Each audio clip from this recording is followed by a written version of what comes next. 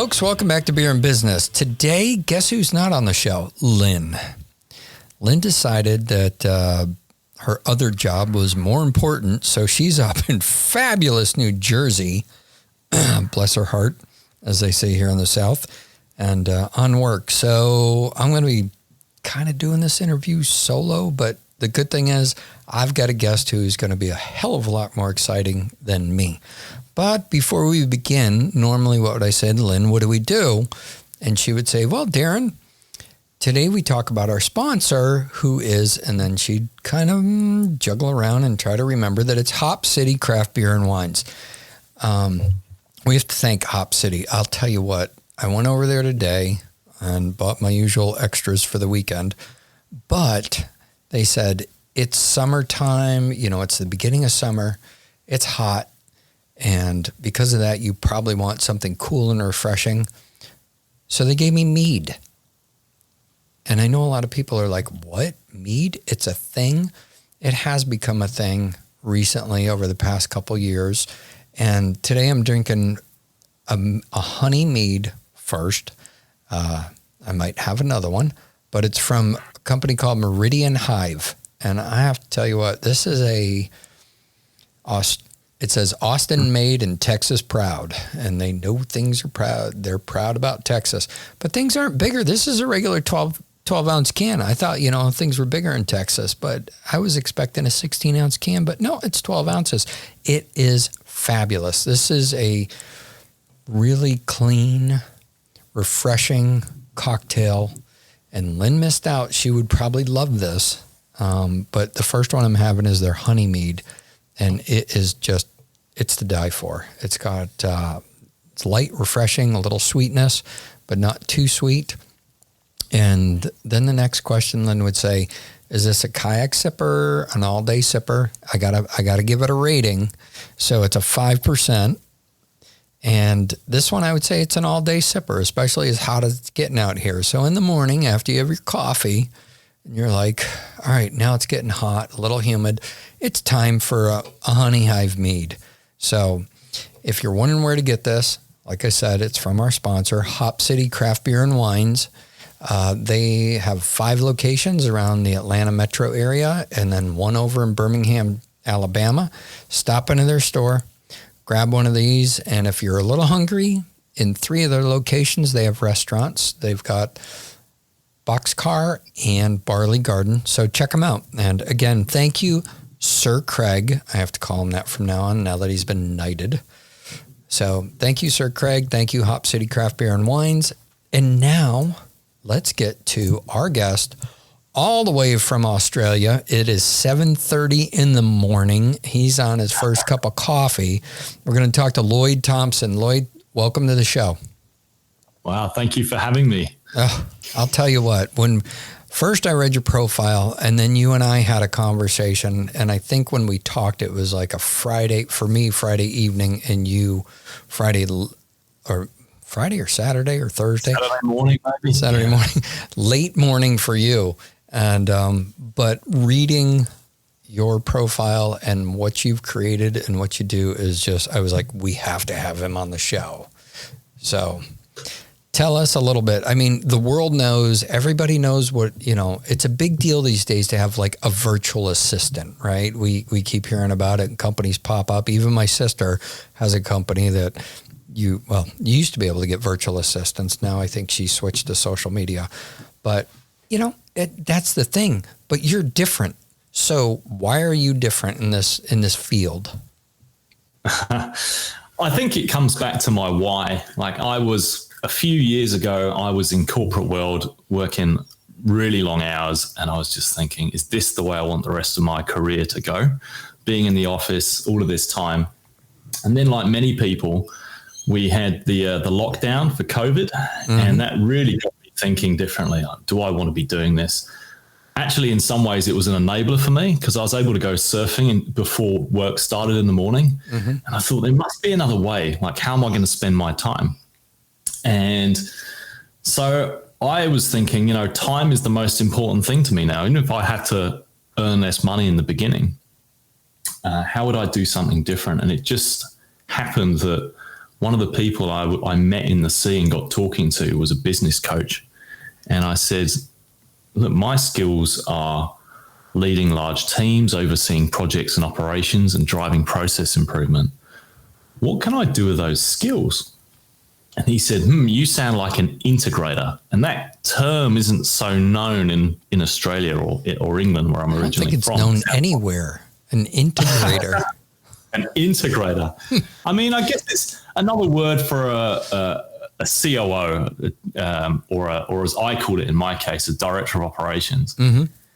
And so basically, with his guidance and support, I set out starting a business to be a virtual director of operations, someone who can run a team online, remotely, any online business, and we'll oversee the team, lead projects and operations, and drive process improvement on a month-to-month subscription. And it's a fractional business. Ooh. So it's fractional in the sense that I can have more than one client, and the benefit for them, they're getting the experience of someone who has seen challenges in more than one client, can share the experience across, how did we solve this problem? How are we going to apply it here? So basically, this business started off as me. I was that solopreneur. I was a virtual director of operations. Mm-hmm. And after I got to about 3 clients, I realized I'd bitten off more than I could chew. Hired an assistant to help me. I was like not really practicing what I preach here and getting people more time. And I hired a virtual assistant to help me out with some of the repetitive stuff. And then when I got my 4th client, I started hiring director of operations myself. And so now, effectively, I hire these, if you call them general managers or director of operations, who go into business on a fractional basis at a fraction of the cost of a full-timer on a month-to-month subscription. And that's how I started the business. Wow. That's pretty cool. I mean, thank you. I appreciate that. And folks, thanks for tuning in the show. We'll see you next week. So, I mean, that's a really good idea because, as you said, we hear about virtual assistants, but this is executive level or management level, director of operations. And that's a big position to fill. The learning curve itself, you would assume coming into one type of business versus another, that it's totally different. And they have to, you got to grasp it really quickly. Yeah. So kind of how do you, when you started and you got hired as a virtual director of operations, how long before they actually got to see your face or hear your voice? How much time did that take for you to kind of onboard to learn the processes of the company and then flush out what's going wrong with them or how they can improve? How did that work for you? That's a really interesting question.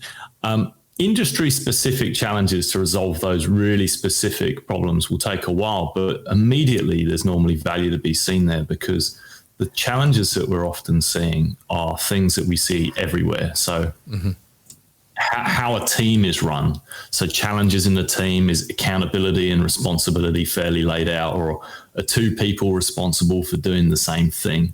Or are all the processes documented, and who do we know? Is it clear who owns each individual process? So there are things common for all businesses straight away that we're going to be able to see and go, oh, hang on, we can fix that. We've seen that one before. Mm-hmm. But yeah, it will take a couple of months before we're really solving something that's very niche and particular to an industry. But we found that more than our fair share of clients now are down in a particular area of, say, marketing agencies or e-commerce. Mm-hmm. And although we've had a real pick and mix of property, we've had anything from relationship coaches to property development companies, there are a couple of industries that pop up more and more often. And I think that's actually more to do with the nature of the business owner than the business itself. Okay. In that particularly marketing or e-commerce has that high visionary, high creative person who is super focused on selling their product and outward facing. but putting in repetitive rhythms that run the business is just something that destroys their soul. Like, they just don't want to be inwardly focused doing that stuff. Right. Putting in predictable rhythms, that's not what they want to do. What would you say that average size company is that you're working with these days for number of employees? And that's actually how we would generally target it, is rather than revenue, is number of employees. So typically our sweet spot sits between a team of 10 and 30 or up to 50. Mm-hmm. Beyond that, it starts to feel a bit more corporate, and that's not really where we're heading. Is it because they, like you said, they're so focused on working on one thing and they realize that, oh, these are my downfalls? You know, they always say hire to your weaknesses, right? Not your strengths. You don't need multiples of you with your strong points. Well, you might need one or two, but a lot of times it's weaknesses to fill in the gaps so the business doesn't implode. Do you find that to be the standard case out there when you're working with these companies or talking to them? I think some of these business owners could be very capable at doing it if they had the time. Mm-hmm. But the thing is, they would have started the business and they've grown it, and they started off, as many people do. They were the person, like I did with my business. They were doing everything. Mm-hmm. And then they've grown a team in this organic way. And then they find themselves being the person who's running operations, and they're trying to be the salesperson and face the business and working on the strategy, and they can't do it all. Right. So to be running operations, they could be doing it, but should they be doing it? It's not really something they should be doing if they want their business to grow. And where we're seen as an ideal place is when they're not quite sure if they've got the case for a full-time director of operations or general manager just yet, or they want to see if it's for them, then they can bring us in. Sure. And bring us in and see, is this right for us? And so, very high visionary types. It's just not what they want to do. That's good. How long does it normally take for the employees to embrace you guys, you or your other director of operations? I mean, it's like, oh, you're bringing in this outsider to do what? To make us run better? I mean, I'm sure there's some pushback, but it's like, all right, when do they finally go, oh, we get it, we like it? Normally it's pretty quick, actually, because the way we frame it is, hey, folks, put your weapons down. We're not actually here to, we're not here to replace anyone. We're here to enable you. The founder is maxed out. You can see that yourselves. It feels like the emergency department or that game, whack-a-mole at the moment. It's crazy. It's chaos. We're here to come in and work with you, listen to your challenges, and make you not just focus on the founder and getting them out, or the business owner and getting them out of the daily operations, but also look at the team and find out what they need and what challenges they're seeing and try and make their life better. Mm-hmm. Well, that's good that you're listening to them just as much. I mean, I remember one organization I worked for, they had some managers before me, and I came in and we were having a team meeting one day, and I asked a question, and it was crickets, because I was like, well, I just asked you guys a question. I want your feedback. And they just sat there, and I'm like, come on. I'm like, I've known you people for a few years now because we had worked in conjunction on certain projects and stuff. And I'm like, yeah, just because I'm like, we talk all the time. What's changed now that I'm standing up here in front of you? And finally somebody raised their hand and they said, nobody's ever asked us our opinion. They just sat up here and dictated, like, here's what you need to do, here's what you need to do better, kind of thing. And I'm like, well, that's not how it works with me. This is a team. We can't succeed. We can't be successful if we're not all working together. And you guys are the boots on the ground.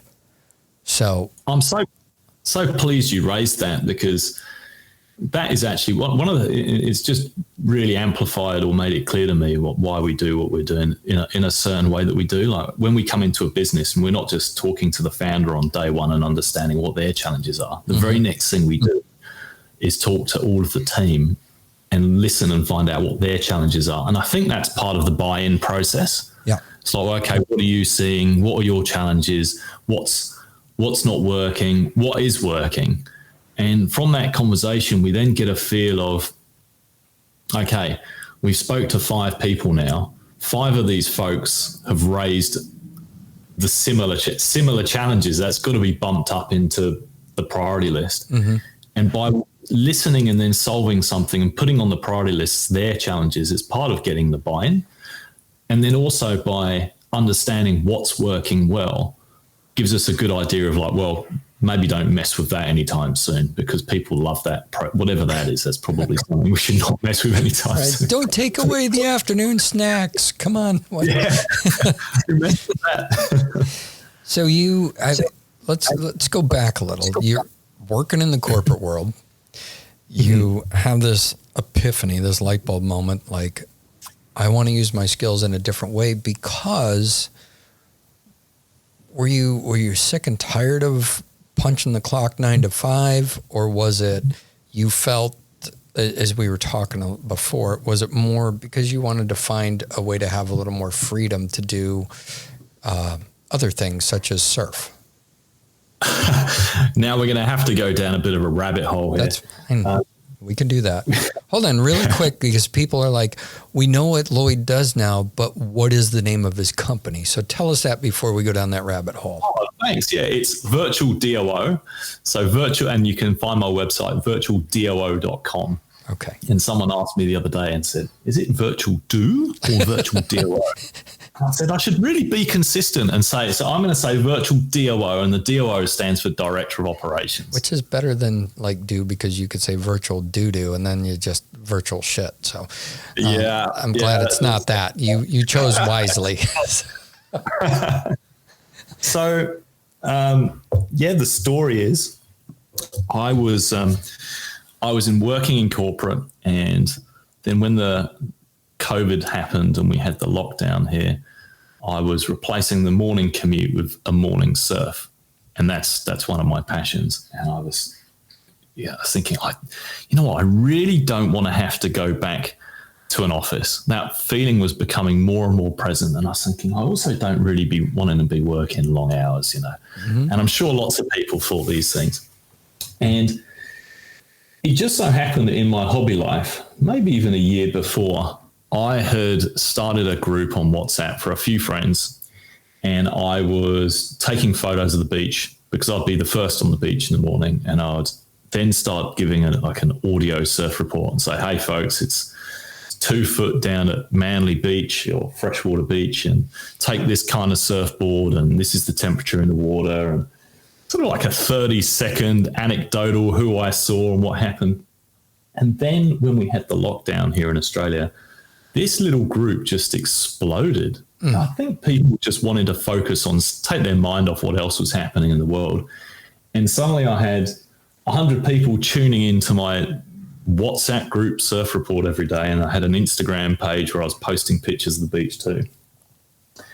And one of these subscribers is a business coach, and I didn't really know who he was. I just saw his face. I see his tips coming up on Instagram. Mm-hmm.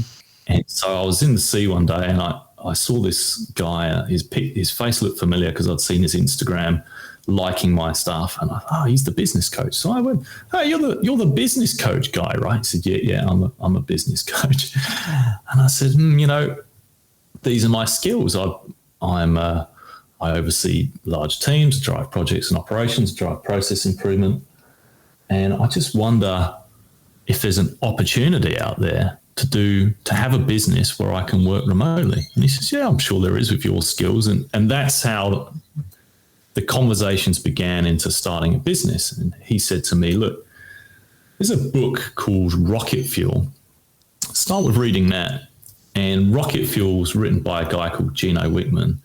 And it talks about the relationship between the visionary, who's that generally very creative, strategy-focused, relationship-building, who you'd probably think of as the classic CEO persona, and then the integrator, who's the internally focused, run-the-ship kind of character. And it kind of describes through a checklist of, if you fill out this questionnaire, perhaps you're a visionary, or actually you've answered these questions, perhaps you're an integrator. And I read this book, and it became really clear to me what I had been doing for years was integration work for large teams. Wow. I thought, I'm integrator. And it was a light bulb moment.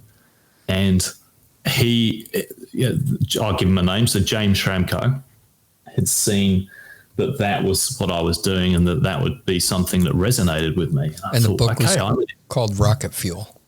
Rocket Fuel, yeah. Okay. And so that's a great business read book. I really recommend that. Right. And so after that, these conversations with James continued, and I said, yeah, okay, I'm an integrator. What next? And we kept talking, and basically we started working together, and I set out becoming a fractional integrator. So, and then that's how I began. Started with one client who was a large e-commerce based in Vancouver. So I was running their team. They had the business owner is a fantastic guy, runs a large team of maybe 50 people. Mm-hmm. And but the challenges were, it was him, he was just scattergunning tasks, and then he was trying to work on strategy and what he was doing next. He just couldn't do it all. And he hadn't had the benefit of, say, my corporate experience where I would know how to run a team. I'd know what rhythms to put in place so that things are running smooth. We have a team meeting. We look at the reds and greens of the business and okay, it's red. Okay, the sales numbers are low or the marketing's low or there's reds coming out of operations. What do we need to do to make it a green? So I knew how to do those things. So that's what I helped with him. And then the next thing I had another client and then another client, and that's how it all began. And funnily enough, as I talk to you, podcasting has become very much a regular thing for me now. Yeah. Because James, my coach, as he is now, he does maybe 2 podcasts a week.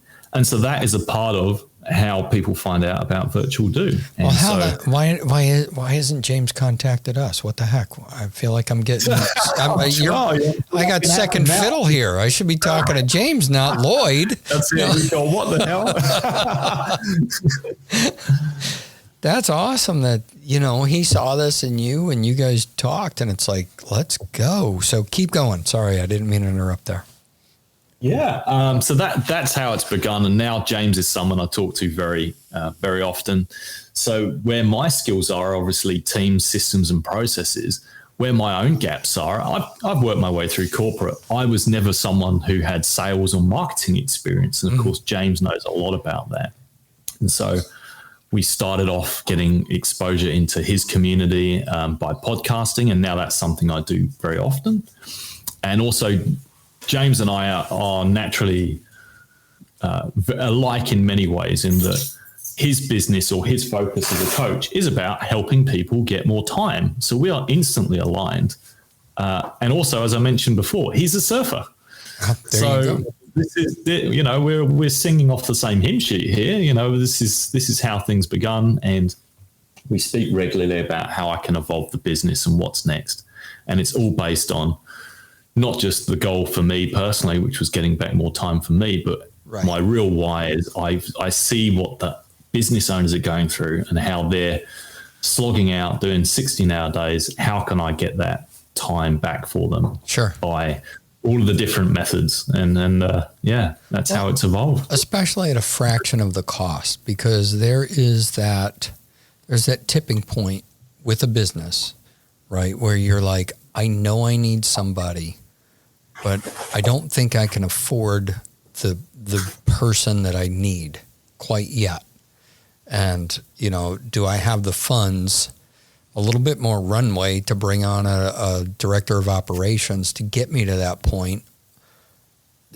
Because it's a chunk. You can't get a good director of operations or operations manager for peanuts, right? You're not going to get them cheap.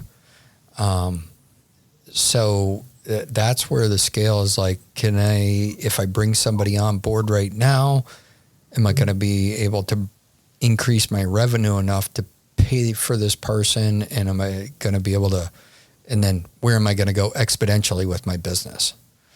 And there's a couple of things there. It's not just the price. It's also, if you bring in a full-timer, and that for many businesses, that is a good option. Mm-hmm. But if you bring in a full-timer, you've also got, at that level, you probably have to give them a stake or equity in your business. That's what they want for businesses where where they are that kind of size quite often, Yep. or you're going to have to remunerate them very well for a longer period of time.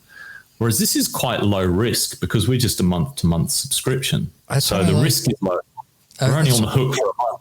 Yeah, I'm reading about that. It says our fractional basis services are available on a month-to-month subscription, no long-term contracts required. That is, I mean, being able, you've just offset risk versus reward kind of thing. It's like if in a few months, it's kind of like, well, let me give you this point, because back in the day of print advertising, right? So people would do print advertising, and a company I work for, we definitely did it. And we knew that when we did print advertising to increase sales, it was going to take about 90 days. Because people would see it the first time. They might, gloss over the ads that we had. And then you put something in there that might catch their attention, and then they pay a little bit more attention. But it took them really, print advertising took about 90 days before you got the ROI on that. And so I believe your business is kind of the same way. Immediately, the owner or whomever may see some immediate results because all of a sudden they're like, wow, I don't have to do these tasks. And then within 30 days, you're bringing the team on who's finally getting on board with it. And they're like, cool, we're making changes, we're improving processes. And I would think that you're probably about that 90, 120 days before the business really starts going, oh, yeah, now we're running on jet fuel. Yeah, I mean, we're taking a bet ourselves when we're doing this, even though we're on a month-to-month subscription. Mm-hmm. Our bet is we're going to have to show them value pretty quickly in order for us to stay on. Mm-hmm. And it is about the 90-day mark where they're really starting to feel that their investment in us is paying off, because the founder is going to have to have spent quite a bit of time with us to share their knowledge, mm-hmm. to invest in us, to get going. So it's around about month 3, they're starting to feel warm and fuzzy. And that's also around the time where, I ask for referrals, because as much as I do podcasting, referrals is a part of our business. That's the goal. Our objective is to make ourselves redundant, oddly. Sure. Go in there, make it a team-run business, make it smooth. So how do we get more business? Well, we let the founder know. We just, around month 3, check in with them, say, look, you're seeing a great result. Great. Can we have a testimonial? And that just sets us up for the next gig. And that's how we've been running today. Oh, that's awesome. So when you started into this, you were, as you said in the beginning, you're like, you were doing it so much, and all of a sudden you realized that you were getting too busy and couldn't handle it all. You hire a virtual assistant to help mm-hmm. you. And then when I got to 3 clients, mm-hmm. so I was personally the director of operations for 3. When I got my 4th client, that's when I started to hire director of operations who I now put into businesses. Right. And so the folks that I'm hiring, I'm looking at a number of things, because it's a hard role to fill well. Sure. They've got to be someone they've got to have experience leading a team. So that's one set of skills. Uh-huh. I look for empathy there. They've got to have that organization skill to be able to oversee projects and operations. So that doesn't necessarily mean I can just get in a project manager, because project managers aren't necessarily always those great, warm, people-focused. No, they're not. Characters. They're not. So, they're hired for a specific thing, and they are hired to manage a project, and they do it extremely well. Trust me, I looked at that as a career option, and I was like, oh, God, no. So I don't think people could put up with me for that long. But you're right.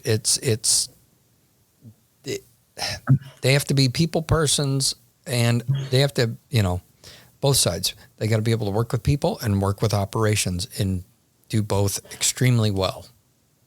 And then the other thing we look at is process improvement. So for that is another skill you need, which is that analytical skill to look in, listen to the team, understand the process, and work out, okay, if this process is broken, how do we rewire this thing and make it better? So my task is really understanding the person, checking they've got all those skills. Yeah. And then it's a bit of a dating game. This is an odd one. I did make a mistake early on when I tried to replace myself with someone in a business. And what I discovered is I found someone with all of those skills, but they also then need to be a match for the client and their how they are. Sure. And I tried to put someone who was a very kind of warm, consultative kind of character into a business which was very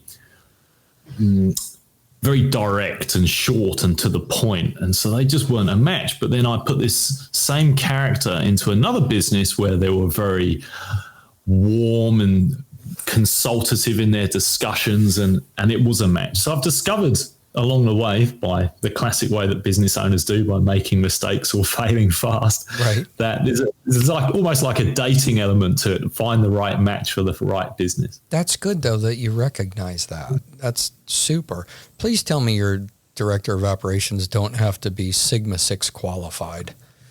That would be. I'm not actually looking for that in particular. In fact, thank goodness. This is not.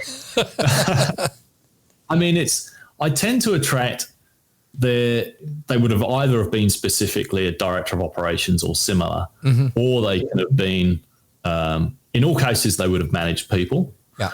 But I've had someone who's come from leading a team of business BAs, business analysis. Yeah, badass. Okay. So they're heavy on process improvement. I've had ex-project managers that are still very team focused, and I've had people. So it's not a hard and fast definition of exactly who I hire. It's more about, have they got the skills, have they led the team, and are they organized enough? And I found this. Go on. Oh, you found what? Go ahead. I found this odd space where I seem to have acquired a particular demographic, which is ex-corporate ladies who want the flexibility to work from home, and who have kids. And that's not all of my team, but it just seems to be how it's panned out. I've found that there is an abundance of highly talented folks who wanted to get out of corporate world, and they're working from home or working remotely because they've got kids. Having this kind of work is something that really suits them, and it certainly suits me because I'm able to tap into huge talent. That's good. You just took away my next question. So now I have no idea what I'm going to say. No, that was really it. It's like, who do you find that's looking for this position? Obviously, you probably have people that are coming to you and say, I would love to be a director of operations. And as you said, it's a dating game. So you're like, great, hang on, I don't have a company for you yet. Because obviously businesses are seeking you out. I'm assuming you're seeking out businesses, you're soliciting businesses from certain areas. That's the next question. How the hell do you find business? Because as you said, it's companies that are more e-commerce based, 10 to 30 employees, maybe up to 50. I'm assuming you or somebody else on your team is going out and soliciting business from companies, like reaching out to them and say, hey, would you be interested in a director of operations? Are you seeking out the business, or are businesses seeking out you more? It actually is. It's actually that businesses are seeking me out. I don't do much in the way of cold outreach. I do a fair bit of networking, but the most people come to me through referral or seeing content I've put out, mostly podcasts. And the other day, I was surprised to hear that when you type in, and I don't use this term integrator so much anymore, I go by fractional director of operations. But I ask as a very early question when I'm talking to a prospect, I say, how did you find out about me, or where did you hear me, or who referred me? And someone said, I found you on Google. I was looking for a fractional integrator, and I was on page 1 of Google. And that was the first I heard of it. I've not invested in SEO, or I should do more of my website. It really needs a bit of an overhaul. And there I am. I'm on page 1 of Google, putting out content, talking about being a fractional integrator. So perhaps I need to use the term integrator more often now, because if you type in virtual director of operations or fractional director of operations, you won't get me on page one. Well, I've never heard of either beforehand. I've never heard of fractional director or integrator. So this is a first for me. And trust me, folks, say I have a lot of useless knowledge in my brain, but I've never heard of that. But if you need a good web guy, let me know. I got a really good web guy. So they're finding you, and then you're matching them up.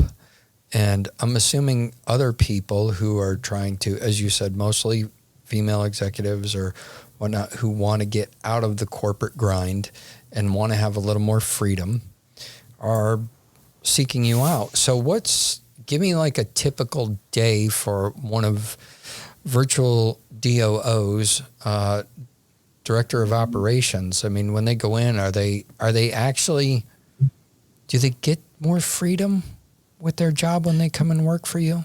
Yeah, it depends how many clients they want to take on. Okay. So a typical director of operations for me will take on between 1 and 3 clients. So one might be enough for them. They might say, you know what, I only want to take on one, and in my other time, I'm going to spend time with my family or invest in their passions and whatever they want to do. So a typical day, there's a few rhythms that they would typically run. So they'd run a weekly prioritization meeting where they would catch up with the founder or business owner. And they're going to say, okay, this is what I think we should be working on. You know, here's the list of things, priority 1, 2, 3, 4. And the founder or business owner might say, well, actually, I want to move number 6 to number 1, or there's this other thing, number 7, that I want to put in there. So it's a great opportunity for that director of operations to connect with the founder and make sure that they're on the same page. And then they also might talk about any issues or anything that's being seen in the business. And over time, that director of operations, as they spend more time in the business, is the person actually dictating what they think the priority should be.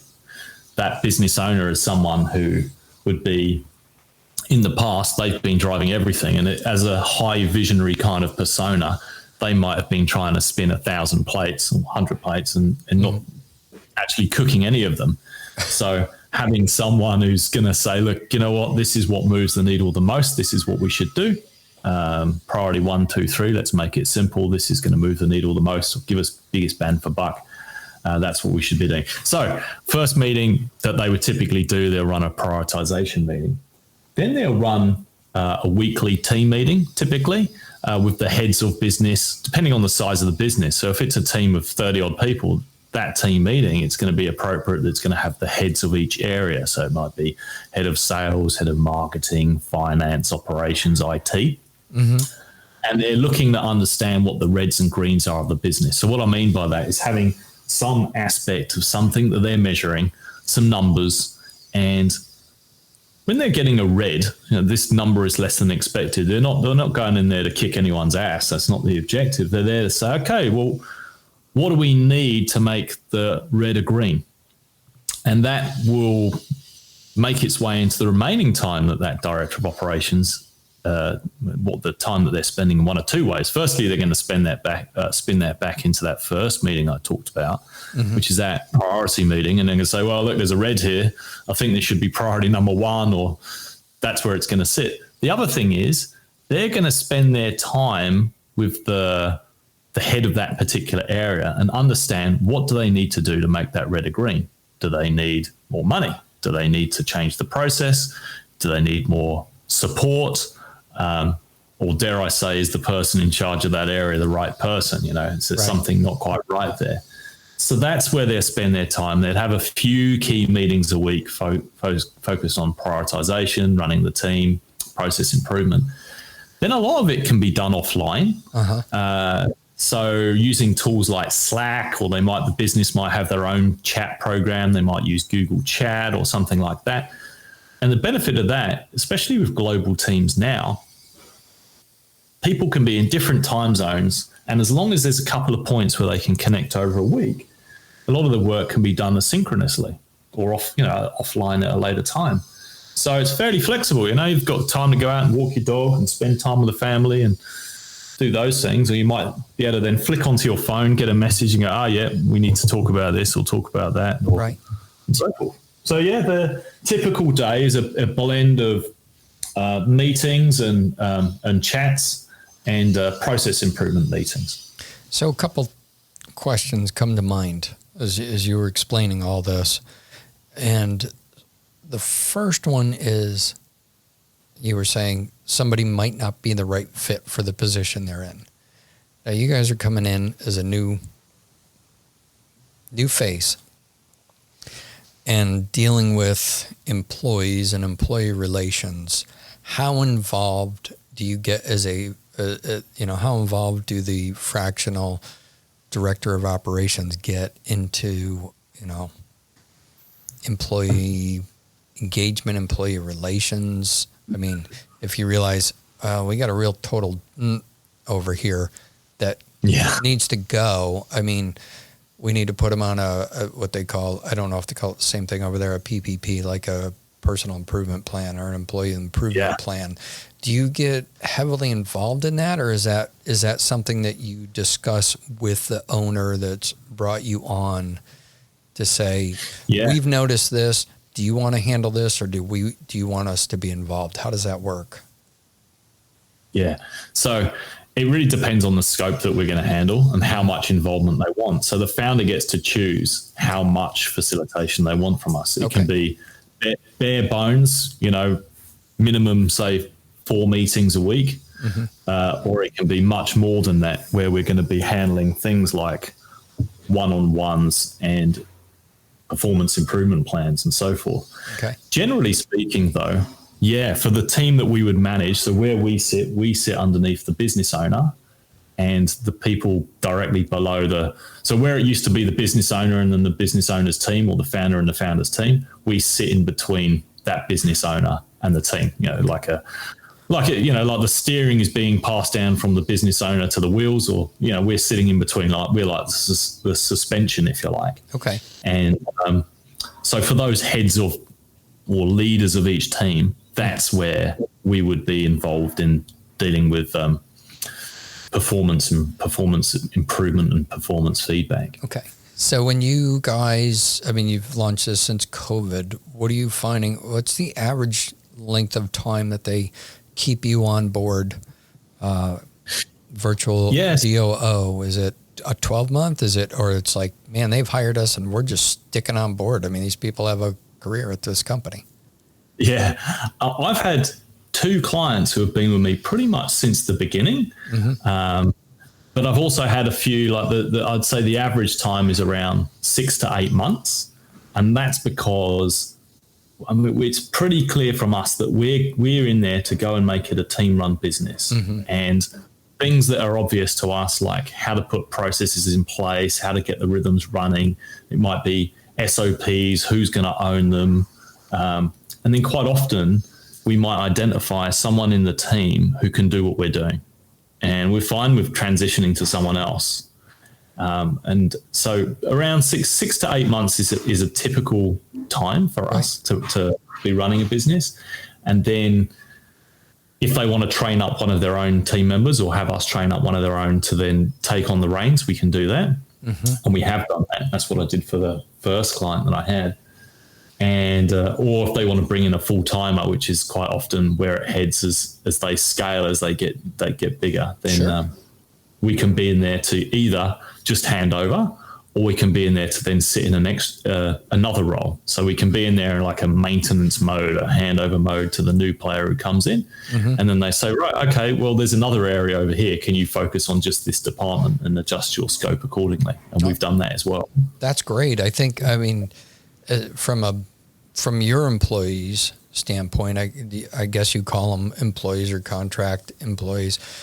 That's a nice thing. A lot of times you're like, man, I know I'm going to be on this project for a certain period of time. And what's cool is now I get to move on. I helped with that one. Now I get to move on to another one and do it over again. And it's kind of new and refreshing, for them as well. So they don't get stale or they don't stagnate in this position for a long period of time. Yeah, one thing I've noticed for all of the director of operations is exactly that. they get excited by the challenge. And that's the same for me. I love problem solving. So getting in there and seeing fresh problems and a fresh business. I've got to say, when I have my client or initial prospect calls with a client and they tell me their problems, I try not to grin, because it sounds like it might look kind of nefarious that I'm sitting there. And it's because I think, I know someone's given me a problem. I know the solution to this problem, and that excites me. So yeah. I think the same is true for our director of operations. Like, okay, I can't wait to get my teeth into this one. How are we going to solve it? What are some of the most common, I won't say mistakes, but I don't know if there's a better way to put it.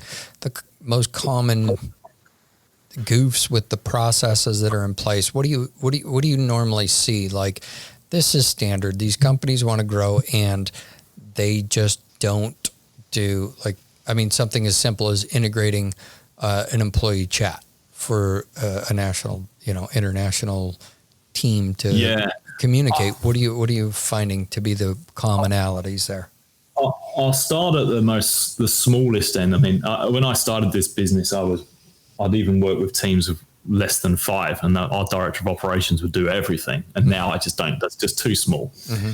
But the first thing I would see for all businesses is that there is a whole load of administration that the founder is still doing.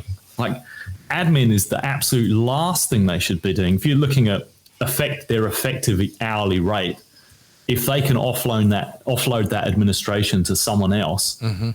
they would be able to spend way more time on something far more valuable for the business. So generally I look at, there's something I see a lot. I go, well, you're sending invoices, or you're checking your invoices are correct? That's a process. So that was actually, and I look back at my own business, one of the first things I did when I got to those 3 clients, I got myself a team member in the Philippines mm-hmm. who handles my bookkeeping, invoice payable and receivable, helps me with putting out stuff on social media and snipping podcasts into little snippets on the internet. Right. Helps me with SOPs. So a number of things is just admin. How can we get admin offloaded? And no matter what size of business you are, even if you're a solopreneur who charges quite well, should you be doing your invoices payable and bookkeeping yourself? I don't think so. So that's the first super obvious one. I completely agree with you on that, by the way. I mean, that was when I opened up my co-working office and they said, all of your invoicing is, automated. The invoices go directly to the clients. Auto pay is set up that was like number 1. Number 2, what I realized within the first month or so was I'm hiring a bookkeeper. I do not want to manage my invoices. There's no reason for me to, these couple hours a week of sorting out, in QuickBooks, what category this bill needs to be put under to go into. And I was like, there's a bookkeeper that can do this. And if I pay them X amount per month to do this task for me, I can be out there generating, 5 times that. So that was, immediate. And number 3 was, as you said, like social media. It's like, let me get somebody to do that for my business. But the bookkeeping thing is I think that's the first thing that just about every business owner needs to have somebody else do, because it'll free up so much more time. Well, if a busy business owner's got the time, there's a great book, Who Not How, and it says it in the title. Instead of thinking, how am I going to do this? They should be thinking, who can take this? Mm-hmm. And another challenge I've seen related is, they think, I've got all of this stuff in my head, but I'm going to need to write all of these SOPs or standard operational procedures in order to hand it over. And it's kind of this vicious circle. Like, how am I going to write all this stuff in order to hand it over? And one of the things I tell them is, actually, no, you don't need to write this. There's this very simple process of handing stuff over. Mm-hmm. And getting the other person, the guts of it is, it's spending time on a call with someone you're going to hand it over to, record it, and have them write the SOP. That's the guts of it. It's like, let me give you, here's your employee handbook. I don't need to write this thing. It's pretty much cut and paste. There's plenty of things out there. and you can fill in and tweak it a little bit. Don't create it from scratch. So correct. Well, I've got a simple process. I, we, you. I do it. I share my screen. I record the video. I'm going to show you how I'm going to do my bookkeeping and bits at odds and ends. And then the next time we connect again, we're going to do it. They're driving this time. Mm-hmm. They're going to be looking at the screen and I'm there to give feedback. And then finally you do it. That process has been handed over to them. They maintain the SOP. I've been there as a reviewer for the initial SOP. And from that point on, when they should hand that over to another person. So every process, 2 people know how to do it in case one person goes on leave, wins the lotto, whatever. Right. Just handing over, that's the first key one anyway, is just getting stuff, especially admin, handed over. And then once it's in an SOP, it's also ripe for a automation opportunity. You know, if someone can do it manually, can we do it in an automated fashion? So you've asked me for tips. That one is really super common or super common challenge. I, you, we. I, we, you. I, we, you. I had it wrong. I was thinking IWY and then came out of my mouth the wrong way. That's not cool. Another thing, and this is really just standard for how we operate, is the founder is scattergunning the team with tasks. Pretty much see that everywhere we go. So every day it feels like the emergency department and they're firing out tasks to everyone. Normally they do have some kind of task management tool in place. And for the listener, that's, you know, it could be using Trello or Asana or ClickUp or Monday. Generally they do have something like that, right? But they don't know how to put this into some kind of ordered rhythm where it doesn't feel like chaos. So they're just, the founder is still hot, sitting in the seat and actioning everything. And as a result, there's no kind of rhythm or prioritization to it. Mm-hmm. And that's it. They find themselves doing long days. So what we're doing is, firstly, we're putting in our director of operations to sit in between them and the team. So then we can then go, right, well, is there a way that we can order this chaos? Is there a way that we can put rhythms in here and then plan out what we're going to do for the next 2 weeks, let's say? So people who are on the receiving end of this, the team, they're now getting some predictability. They're like, okay, I'm not going to change from task 1 to task 2. And so it no longer feels like whack-a-mole anymore or whatever that game's called. They feel like, okay, I know I'm going to be working on. I know what the priorities are. So putting in predictable rhythms is the common one. Like generally there's no kind of order to it or no kind of regular occurring meetings. And when I talk about meetings, I'm not saying let's put meetings in for meeting's sake, because the last thing people need is a pointless meeting that's going to sap up time. Horrible. But just a few things where, okay, we're going to have a team meeting and we're going to find out what's happening around, but we're also really going to focus on the reds and greens. Yep. Or if we had a campaign or event or something happened, having a retrospective where the purpose of that is not to allocate blame as it used to be, appear to be in corporate world, is actually to say, right, okay, what are the opportunities to improve? Like what happened and what can we change in our processes that are going to make this even better? Like what's going to make it more successful? So that's where we go back to those operational procedures. So putting rhythms in place is the second one. Quite often the founder is so busy, they've not really had time to see the wood through the trees, if you like, and put rhythms in place and make things predictable and smooth. It's like your meetings. They should, I mean, the great thing, the sprints are a great way to conduct a meeting, you know, when you have to have them. And I do remember being pulled in to an executive meeting. It was like every week I was in this executive meeting. There were always 20 people in this room for this meeting. And it took an hour and a half to 2 hours every time. And I'm sitting there like 20 people at 2 hours. That's 40 hours. Now let's add up everybody's salary and let's break this down.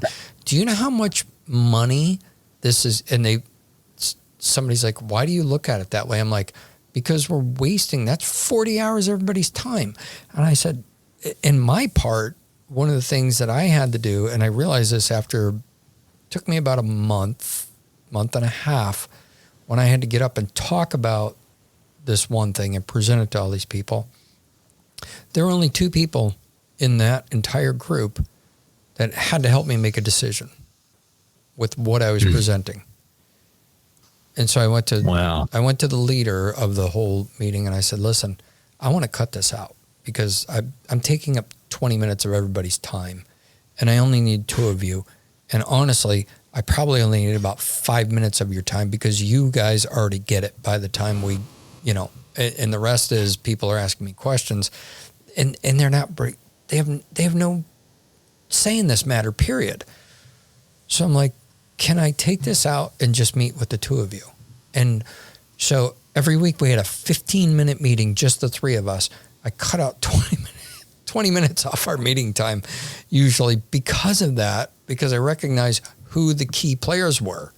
And it's like, we've got to, and sometimes it's just a matter of having, somebody on a time clock, like who's got the stopwatch. If you have to get up and speak, this is how much time you're going to get. Because the rest of it's hot air. So we're just going to cut you off now. You got to sit down. If you can't trim it off and get your point succinctly across in this period of time, then you need to figure out the key players to meet with in a different conversation. There's a great book called Meetings Suck. And it's absolutely brilliant. And of course it goes through, talks about different types of meetings that should be eliminated and alternatives to meetings. Mm-hmm. Like if this is an if it's for information purpose only and you're just sending something out, do you need to have a meeting with all those people, or could you send a video message like using a tool like Loom? So this is something I do quite often. Yeah. But then it talks about, well, if you're going to have a meeting, here's a way to have it efficiently. And it talks about different roles that are going to be in that meeting, and you can assign active roles to people, like the parking lot manager. That's one of my favorites. So that's, if someone's going completely off topic, someone's responsible for saying, that's a great idea. Let's capture that and we'll cover that in the parking lot. And then they can make sure that there is a separate time to discuss that topic. Mm-hmm.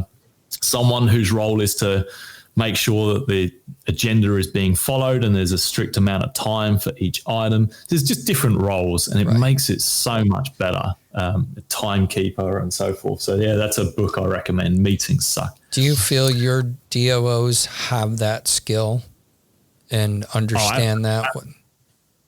Absolutely. I mean, I when I'm working with someone, I give them a bit of core reading before we even get going. I'm like, okay, I've assessed that they've got the skills, but there's just a few things about, how we're different and how we do. Uh-oh, where'd he go? How'd I lose you?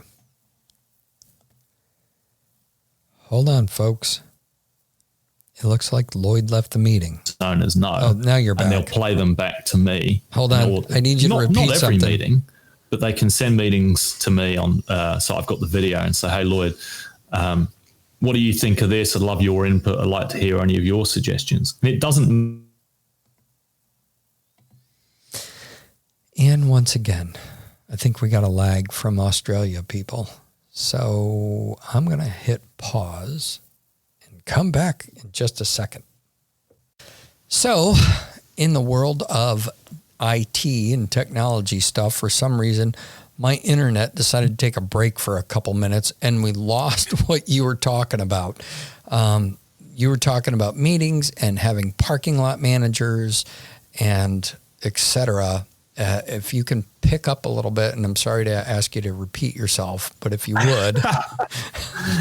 Yeah, I now have to remember where I was at my rabbit hole now. I think where I was is saying that part of what we're doing is putting in rhythms and meetings, but also eliminating pointless ones. And I think you were asking me about, are these a certain set of skills that you require your team members to have? And I say, well, yeah, I would have already looked at what their skill set is and deemed them to be fit based on their experience and our many conversations and scenarios that we've run through, but then also give them some core reading. And one of those books that I recommend is that book, Meetings Suck, and assigning various active roles to the meeting to ensure that the meeting runs efficiently, like the parking lot manager who will monitor if something is going off topic and say, hey, let's capture that and have that in a separate meeting. I've taken a note of the topic and we're going to do that one at another time. That's a really good thing to do for folks. I like that a lot. I really like that a lot. So what was surfing like this morning? Now, are you finding when people approach you to work for you as a director of operations, how many are actually fit for the position and how many go, no, I don't think so? Yeah. I think actually many of them are a good fit. That's not to say in the beginning, when I was looking out to find people, I was struggling to find exactly who I was looking for.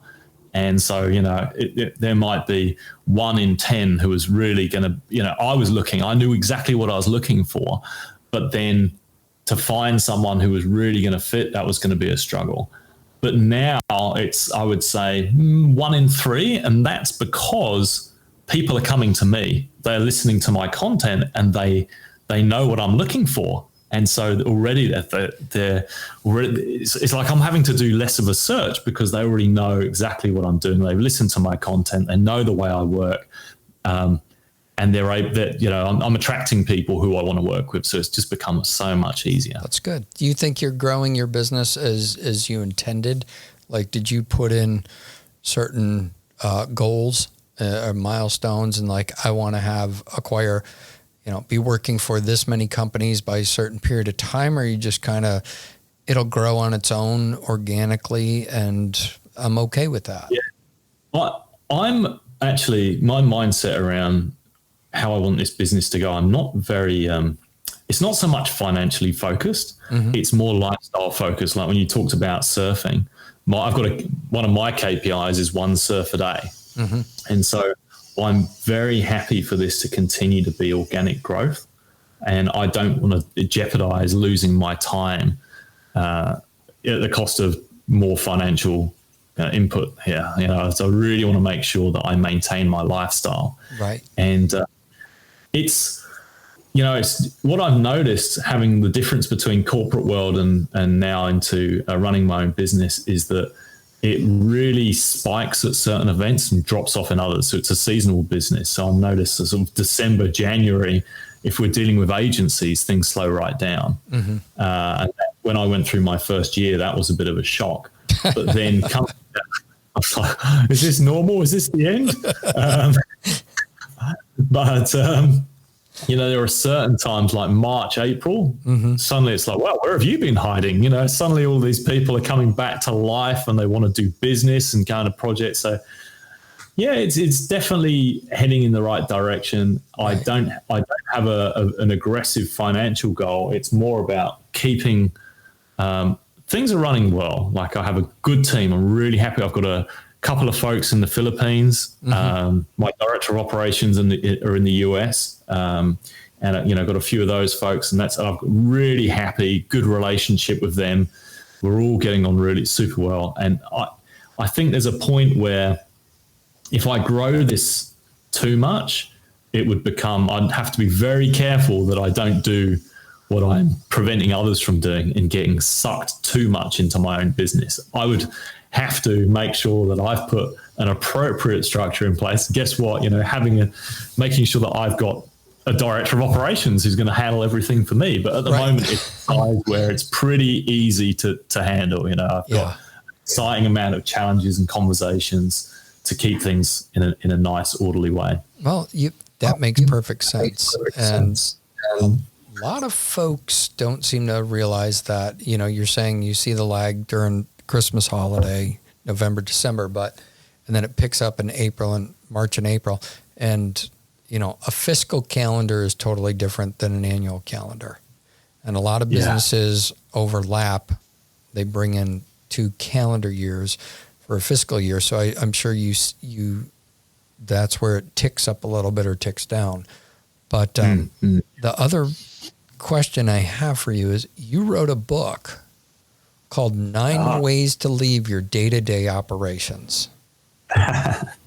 Thanks for sharing. Yeah, it was based on, originally I did a webinar called 9 Ways to Exit Your Day-to-Day Operation. Mm-hmm. And someone said, that would be great content to put into a book. And so this book is only 85 pages. It's a primer of what rhythms really a director of operations would put into place to get the business owner out. Mm-hmm. So it's not a long book. And I think the reality is many business owners wouldn't have time to read a big book anyway. So this is a quick, easy book to read, showing them the main things that we do. Mm-hmm. And there's a punchline at the end to spoil the surprise, which is, guess what? If you're still doing all this yourself, then don't be doing this yourself. Get someone in there to do this. And guess what? Here's the author. Here's someone you can talk to who can help you. So there's definitely a healthy part of my marketing. Yeah. I love that because as I gave the title, I left out the most important part: 9 ways to leave your day-to-day operations and realize your true vision. Yeah. That's the catcher right there. So, and you found it. It's surfing for you. Yeah, well, one a day, sometimes two. Mm-hmm. That's really what I like to do, and I think that's important because it's not only just good for recreation, but also some of my best ideas come when I've allocated time for myself. So I'm out there surfing, and then suddenly, I've had this idea how I can solve this particular problem. Right. Whereas if you're sitting there and trying to make the creativity just flow, looking at your laptop, it's not always going to happen for you. But when you put that white space in your calendar and allow yourself to go off for a surf or do whatever you do, take the dog for a walk. Yeah. I think that's when some of the best ideas happen. Somebody was saying, maybe it wasn't Adam Grant. Somebody I was listening to, and they said that, some of your best ideas come when you're in the shower.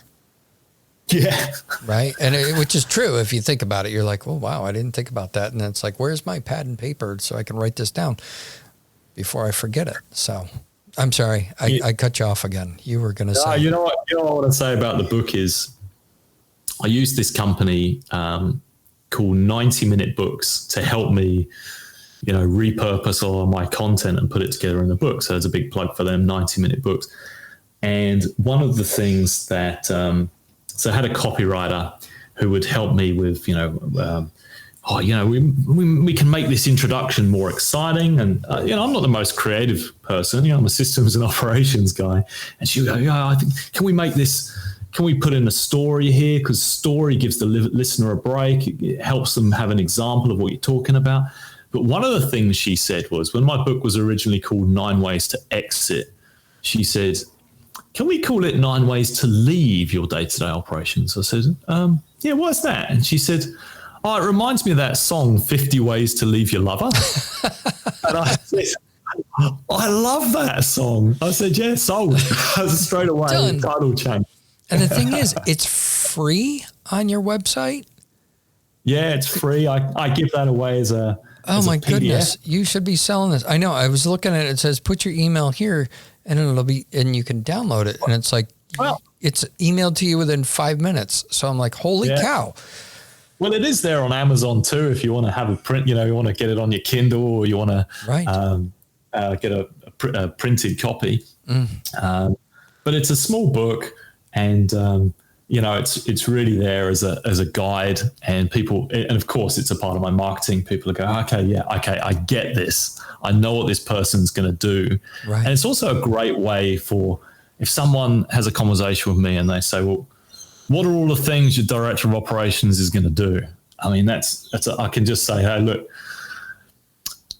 if I'm dealing with emails, I can say, look, just have a look at the chapter titles of this book. These are some of the things that we're going to handle, and then I'll answer specific questions. I mean, normally, of course, I have a conversation with them, but I don't want to be spending a long conversation with them, especially for a busy business owner who doesn't have time. Sure. To just say, look, here's the headlines. This is what these are the kind of things we're going to work on. Whether you use us or not, this is what I recommend. Very considerate of you to do it that way instead of, great, now Lloyd is sitting there pitching me on all this stuff. And you're like, well, if you'd done your research, they're contacting you for a reason anyway. It's like, well, you called me. Where are your weak points that you feel you need to, offload your stuff on a DOO instead of vice versa. So I like that. That's really good. What, as we kind of get to the tail end here, and what do you find, where else, this is what I want to know, where else besides Australia do you want to surf? You've got to have a couple places. Like, you remember the movie? Did you ever see Point Break with Keanu Reeves and Patrick Swayze? Yeah, and it's like, this is the 100-year storm. I'm going to surf that. What do you got? Where do you want to go? I have surfed there actually, although it was tiny when I went. That's a brilliant area. That's Bells Beach, Australia. That whole area is amazing. In fact, I got the biggest wave of my life around that area. Actually, it wasn't quite the 100-year storm. I'm fortunate enough to go to the Maldives this year for a surf trip, so I'm very much looking forward to that. Okay. That is one of the best places in the world to surf. There's just so many places. I want to do some surfing in South America. Like, there is just so much, like Mexico. And travel is really a part of what this business has enabled me to do, because I can be anywhere in the world and still run my business, as long as I can find the times that align when I catch up with people. Most of my business comes out of the US. So as long as I can wake up at whatever time to just connect with key people and make sure things are running smoothly, it doesn't matter where I am in the world. Have you ever surfed North Shore out there in Hawaii? Off of Oahu? You know what? I went there, and the day I went, it was flat. And I went round to Waimea Bay, where I've seen, huge waves. Right. And I wouldn't recommend this to the listener, but there's a rock there at Waimea Bay which people jump off, and I did the foolish thing and I went and jumped off the rock instead. But so when I went to see it, it was small. And I've surfed the Waikiki at Hawaii a couple of times now. Okay. And that's just such a great spot for nearly every level. Like, way out the back at Waikiki, you can have it's a fairly big swim to get right out the back there, and that can be pretty good for the intermediate surfer. And right in the Bay of Waikiki itself, someone at beginner level can go in and enjoy it and learn how to surf. And what a great spot! Standard 3 to 6, and you're good. That's it, right? And so, do you prefer the long rides, or do you like the bigger? Just give me give me the 15-second, just rip it kind of thing. I'm a longboarder, so kind of. Oh, you like the long ride then? The long board's very classic style, so somewhere like the Waikiki would really suit me. Mm-hmm. And although I've got this habit of, although I'm not particularly, I can't do any fancy tricks. I can't do any. I don't want to get into surfing too much with the listener who understand cutbacks and all sorts of things. I can't do any of these fancy tricks. But what I'm reasonably good at is I'm quite confident on big waves. Mm-hmm. And that's not so common to see people with longboards and big waves. That's not normally the thing. No. And as a result, I have an amazing record of snapping boards, because you don't normally put a longboard. I think I must be over 10 boards I've snapped now. Oh, geez. Touch wood, it's been a while. Better the board than me. Yeah. That's good though, that you, because of all this, you're able to embrace the one thing that you truly enjoy, and you get to do it every day. And I think that's part of the point. A lot of the point of this, not the fact that, holy cow, we've, a virtual director of operations, I can hire that for my business. Why? Make the business run more efficiently, get yourself out of the way so you can focus on other things, but also so you can focus on your passions, and vice versa for those who probably, I'm sure you inspire a lot of folks, like, what can I do to get more of my time? Because our personal time is more important than our work time. And the more we can grab of that is a big deal. So I'm glad you found it.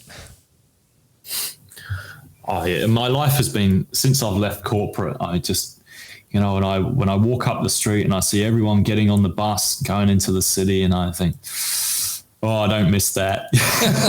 I know. when I am working, I feel like I'm in flow. Like I really enjoy spending time with my team and meeting clients and hearing their challenges and thinking, oh, I can't wait to get this resolve this one and solve this for you and get you back that time. And then when you were talking about those clients or customers doing what makes them enjoying their things, I've got a customer now he's got so much time now that he's started to do stand-up comedy. That's something he's always wanted to do. He was one of these people who's used to do big stage events and speaking and selling of products. But one thing he'd always want to do is stand up. And now he's doing stand up. And I think that's so good that he's been able to get himself out of his business and spend more time on his passions and his fitness. Sure. It's just been transformative for him. That's awesome. That's awesome. I mean, it is in what you just said of when you are working, doing the things that you enjoy about business. And, you know, it fires you up when you're working with a client or working on your business and you're like, man, I'm doing the stuff. I like what I'm doing. I don't feel like I'm working. I'm just, like you said, you're getting into the flow and then boom, you're done. And you probably focus a hell of a lot better on that. And it takes you less time to get through stuff. And, you know, if I've got my surf done first to come back and I feel energized, yeah, and I'm ready to go. And I think the same is true for these business owners when they finally get a few of those things off their plate so they can see the woods through the trees. They are able to get so much more done, and that impacts how their business runs too, because instead of being sucked into the daily operations, they're out there meeting new people, setting up new deals, focusing on strategy, relationships, and their passions. That's the most important piece. Like, what are we here for? You know, what are we going to do with our time? Yep. And getting into their passions, and I love seeing that. That's awesome. That's awesome. The name of your business again is Virtual DOO. So it's virtualdoo.com. Lloyd Thompson. Folks, I got news for you. This has been a lot of fun today. Lloyd, thank you. Thank you for being on the show.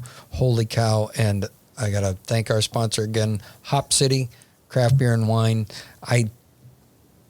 I'll tell you what, this Meridian Hive mead is, so good. So good. So delicious.